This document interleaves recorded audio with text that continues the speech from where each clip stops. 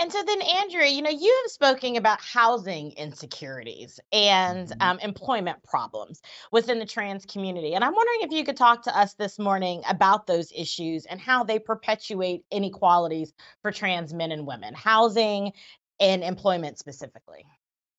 Certainly. I look at the statistics around homeless youth, and about 42% of all homeless youth identify as LGBTQIA plus, and the majority of those folks are trans and gender nonconforming.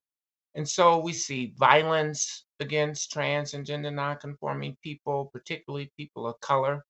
And research and my personal belief is that if people don't have access to safe and affordable housing, then they find themselves oftentimes on the streets late at night, which is when a lot of this violence is happening.